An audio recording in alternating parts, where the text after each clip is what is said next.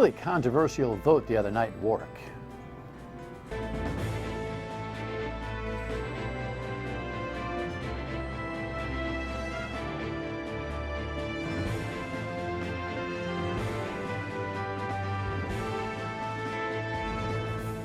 The Dan York State of Mind program is brought to you in part by Lookout Rhode Island and Taco Comfort Solutions. The City Council President Warwick is here tonight to talk about his efforts to try to bring some, I think, common sense to a fighter fire contract that was passed by the majority 5-4 earlier this week. It's been one nutty ride when it comes to the firefighter contract in Warwick, and we try to address these matters not just for the specific constituents in a specific city or town, but as a learning lesson across the state, because these things can happen in one place and creep out to another. And we all believe that our firefighters deserve fair deals. The question is, do the constituents have any ability to pay for that which is the momentum of deals like are occurring in Warwick? I think common sense dictates they don't. We'll talk about it tonight. Great to have you in a historic day of sorts here, in the sense that the president made quite a presentation today after the missile strike by Iran in response to our strike of the general. I think you know how that's been going. Here was the headline, and see the picture? Here's the network's coverage. President Trump spoke to the nation about the ongoing conflict with Iran. As we continue to evaluate options in response to Iranian aggression, the United States will immediately impose additional punishing economic sanctions on the Iranian regime. Iran launched more than 24 ballistic missiles at Iraqi air bases hosting the U.S. military. The American people should be extremely grateful and happy. No Americans were harmed in last night's attack by the Iranian regime. In Iran, crowds chanted, "Death to America," while the country's supreme leader called the attack a slap in the face. Ayatollah Ali Khamenei says the missile strike was a response to the U.S. killing of a top Iranian general. They tried to introduce such a man as a terrorist. These are unfair, unjust Americans, liars. The Ayatollah says Iran wants the U.S. out of the Middle East, but stops short of calling for more attacks. Democratic lawmakers say they are still considering a resolution to limit President Trump's ability to wage war with Iran. The fact that they use weapons that we could detect and give enough leeway time for our men and women to run to bunkers is a good sign. So I think the president at this point should take that as an opportunity to de-escalate and potentially, keep us out of war. Administration officials are back on Capitol Hill today, giving lawmakers classified briefings on Iran. Well, what's fascinating about this morning's presentation by the president, a half hour later than scheduled, was the entourage. With the military entourage and the vice president and his secretaries, very unlike an American presentation. Now, I know he's a disruptor, I know he wants to do things differently, but he really does think in king-like fashion and in that kind of presentation. Now, you can say, well, that's just style. Let's talk about the substance. Okay. Here are my substance questions. Why is the president in the middle of that presentation offering political attacks, again with military behind him, on the previous administration, suggesting that the $150 billion that went to Iran helped to pay for the missiles? Well, the $150 billion that Iran got unfrozen were their original assets, not our money. So I think it's just the poetic and presidential license that this president takes is historic in and of itself. Questions remain as to what sanctions now, since we're already choking Iran, and we'll try to get some expertise on that sooner than later, both here on the TV and on the radio side. And then with all of this hoopla and the back and forth with these attacks, here's the question that has not yet been answered. What was the imminent threat to take out Soleimani? That has not come, meaning the answer. In the meantime, split screen, we still have an impeachment process here, and Senator McConnell, headline here, indicating that he's ready to go, that he has the votes to set the rules, and it doesn't really matter what the Democrats want so far. It's the Senate's turn now to render sober judgment as the framers envisioned. but we can't hold a trial without the articles. The Senate's old rules. But if they ever muster the courage to stand behind their slapdash work product and transmit their articles to the Senate, it will then be time for the United States Senate to fulfill our founding purpose. All right, well, in this game of chicken, does Nancy Pelosi issue impeachment articles or not? She wants guarantees or witness testimony still, and it looks like we have a stalemate. I don't know if the Senate's going to change the rules and just start a trial without the impeachment articles, but, you know, right now, you can't write the script. We'll see. All right, coming back home, it was the first day of the General Assembly. Last night, they began with their priorities, and here's just a flavor from the Treasurer and the Senate President as to what they see for 2020. As a state, we have lots of big issues hanging over us. We have lots of things that we need to deal with. But at the end of the day, we are measured as a society in the way that we treat the most vulnerable. Education is our top priority because of the test scores that we are not happy with. So we're looking to continue to do the education reforms. And we're looking at some of the best practices in Massachusetts because they have had a very successful educational system over the last 20 years. The big question that really not a lot of people are worried about is what do we do with the $200 million deficit? We talked about that last night with Ted Nesi. If you missed that conversation, it's online, of course, at foxprovidence.com. All right.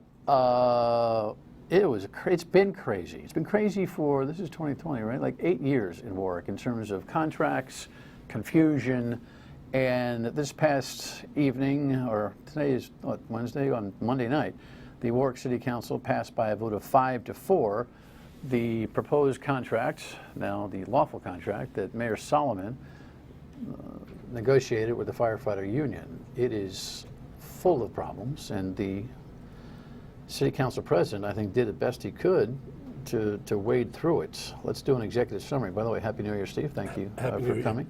Rather than going through the problems with the contract now, we'll do that in the next segment. This has been quite the roller coaster. Back from confusion over what was written and what was done on pension issues and the like in 2012, a renewed contract in 2015 having side deal controversies, the current contract running out and it being in arbitration doubled up against another arbitration that resulted with the problems of confusion over side deals and or 2012 pension language. It's been a mess, and still there's this cloud of investigation over the city of Warwick. Whether we know how that's going in the near future, who knows, right? I mean, it's been nutty. It's been You're not difficult. the average old council trying to run through a contract, are you? I certainly didn't expect this. That's for sure. Characterize for me what you think the status of the city's politics/governing mindset is right now. Well, I think we all agree that we need to move forward. It's just a question of how. And I'm concerned that we're kicking the can down the road financially, and I'm concerned for the future of the city. Last year, there was an issue with regard to the schools. The kids didn't have sports. The school committee was asking for more money. We're looking at possibly building a new high school, fixing up buildings. There's only so much money to go around, Dan, and the max tax increase is about 8.3 million a year. Our annual required contributions for health care just went from 23 million to 34 million, an $11 million jump in 1 year. So, I mean, you're defaulting to the important substance, and I can't fault you for that. But characterize for me the way it's been here. You've been operating under a lot more questions and answers, side deals and investigations that perhaps are going on them. The mayor trying to, I guess, in his way, run the tightrope between curing some of those systemic problems and seemingly ignoring his relationship with the firefighters in a positive way. I mean, you and he, in many ways, were somewhat aligned for years and years and years, bringing some fiscal discipline mindset to the city of Warwick. Seems like he's kind of jumped ship, yes? Well, I think that we certainly could have done better on this deal. I'll let him speak for his side of the fence. But it seems like it's a political cure, not a financial analysis. I could see where some people would draw that. as far as I'm concerned, it's an analytical analysis for me, and I don't think that this goes anywhere near where we need to be. The shenanigans, some of which occurred prior to the holidays, where 5 councilors, called each other and scheduled a special meeting, which by charter can be done by the majority of the council, but usually and generally, with the protocol being that the city council president, even if he doesn't agree on the meeting, would be advised and facilitate. It added drama to this whole thing. That certainly didn't need to be there. And you were quick to just work down the logistics of actually how they communicated the information for the meeting to call the meeting invalid, thus postponing until the first of the year the final vote on the contract. I would have thought maybe that couple of week holiday time would have given some councilors some time to really dig into this deal and break it down. We'll talk about some of the anomalies in it when we come back. But seemingly it didn't really happen. It didn't. I would say. Do you think all councilors read the entire contract? I'm not going to speak for if people But just read following through the conversation as I did online in a live stream of the meeting, I'm not sure that there was a complete self-briefing that some of the elected officials did. The significance of the issues that many of the city councilors raised, to me, should have raised red flags with the majority of the council, and it didn't. Kind of like just details, all the way down to typing. 5 errors, as you had mentioned before. All right, we're going to list some of the real problems with this deal when we come back. Don't go away. The mayor believes that the proposed contract that is in front of you tonight is a win for the taxpayer. It is also fair and equitable to our firefighters. Chief of Staff for Mayor Solomon, I don't know where he'd come up with a win. Here was Eyewitness News summary coverage of Monday night's vote. Firefighters here in the city of Warwick have worked without a contract for the last year and a half, but that all changed on Monday night. After 4 hours of debate, the city council voted to approve a contract between the city and the fire department. But before that could happen, there was quite a bit of debate. First, councilors expressed concern about 5 Scrivener's errors included in the contract, but then something else was called into question, and that's a trust fund included in the deal that's meant to whittle away at the city's $450 million debt from other post-employment benefits. It's been a year and a half since Warwick firefighters had a contract. The approved one has gotten the stamp of approval from the mayor's office and the firefighters union. It cuts 4 sick days, eliminates 1 holiday and 2 personal days, and includes some shift changes in order to lower overtime costs. We caught up with the firefighter union president immediately after the vote. So it's a step in the right direction to address their concerns, especially with the post-employment benefits, and that's what we addressed with that, with the OPEB. And this new contract will be backdated to July 1st of 2019. It will run through June 30th of 2020. Union president is more than welcome to come here and talk about some of those benefits. Look, the firefighters are going to fight for everything they can get. I mean, it's the nature of the game. The taxpayers need advocates, and a 5-4 vote, I think, fell short. Let's talk about some of the things that are involved in this whole thing. You know, priorities being what they are, you were talking about this. You've had a lot of pressure on school budgets, buildings, capital funds. The mayor asserts that this is a no-cost budget for this new contract. It is 0 in the first year, then 2 in terms of raises. But he misses some of the huge trade-offs that are more, what would you say, systemic expenses, right? The long-term expenses. The long-term expenses. Explain. So, for example, we still have in the new contract 2 to 3% compounded COLAs for pensions. When a firefighter retires, the current firefighters, they don't pay any copay, and in the future, they won't pay any copay. Typically, at least a 20% copay would be standard, but that wasn't addressed. There's a prescription drug cap after 300 for a single and 600 for a family. There are no prescription copays at all once you reach that limit in a 1-year time frame. And some of the significant issues are the contracts. This contract controls over the laws of the city of Warwick. That means ordinances and the charter. I've never heard of such a provision. We formally had put up some of that language in previous shows. I'm confused because the Supreme Court has ruled that you cannot extract pension negotiations from contract negotiations, that you can't build a separate pension system that is not negotiable concurrent with a contract. Correct, and there's been 2 cases out of Providence and Cranston where there's exceptions. Meaning? The The exceptions are if there is a financial crisis. So in Warwick's case, and this is my opinion, we have $850 million in unfunded liabilities and approximately $160 million in assets. I would say that that's a financial crisis. Who declares a financial crisis in a city? I would believe that the mayor would declare it with hopefully advice and consent from a city council. He denies it. Well, I thought that he laid out a good case in March when he called the first State of the City address to bring this attention to what was left to this council and the new mayor. It's like he's had amnesia from what was a formidable speech that he made that night. I thought it was an excellent speech he made that night. And I believe that if we don't make these changes, what the actuary said in September will come to fruition, which is these are not sustainable. You want to avoid the Coventry Fire District. You want to avoid the Central Falls, the Detroits of the world.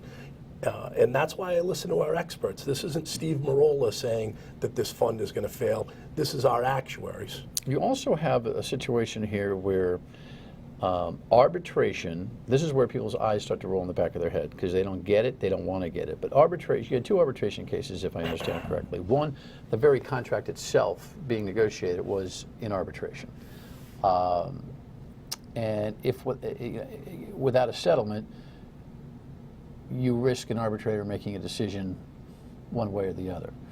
That was some of the threat that was issued to the council by Vince Regasta, the labor attorney working on behalf of the mayor, who's an excellent attorney, but who seems to argue on behalf of the political whims of the elected official in whatever city he seems to be advocating for. Meaning, if a mayor is tough on numbers, he can play to that tune, and if the mayor's wanting a deal, he'll figure out a way to play to that tune. One could say he's handling his client well, but and by the way, he is more than welcome to be here too to respond to my thoughts on that. But given the city's financial position, what arbitrator is going to throw the baby out with the bathwater and give this firefighter union everything it wants? I think any arbitrator looking at that scenario would be concerned. Of course, the mayor would have to pontificate that there's a crisis, and that's part of the political, dance that goes on here. One doesn't want to admit that he's presiding over a crisis. Yet he did in March. Right. So what happened there? I think that, there's room to disagree. I don't think so. But you pointed out at the beginning of the segment that an arbitrator could say in interest arbitration, give us a worse deal. But as Attorney Regasta said, they will consider the financial crisis in a city. The second arbitration thing that was resolved by this contract, resolved, in other words, it went away, is the litigation that the city threw at the firefighters over pensions that were benefiting, a different equation, a financial equation for firefighters in what was a Tier 1, Tier 2 pension deal. This stuff gets very into the weeds, and I apologize for that. But long story short, back in 2012, there was discrepancy between what a contract said and what was done. Monies were afforded certain firefighters that weren't prescribed. It was a mess. And the value on that is about $2.5 million, right? Correct. And the mayor unwound the arbitration litigation over that in order to get this deal done. more or less acquiesced to that $2.5 million having to be retroactively respected, and he's going to amortize that over a lengthy period of time, which will double the cost, correct? It's a $2.5 million hit to the city. Base. Yeah. Because he's going to take it in chunks. Right. He's going to finance it. Right. He's going to take out a line on it. He's going to mortgage it. It's going to be quite a bit of money. None of that debate occurred amongst the council. And I mean, you brought it up, but the voting, the yes members didn't seem to understand the concept. And it's significant. So when you call, as you brought up, as you say, cost-neutral contract, well, this would more than wipe out any savings for the contract. And then there was this thing called 30% from we don't know. If you don't know what that means, stay tuned.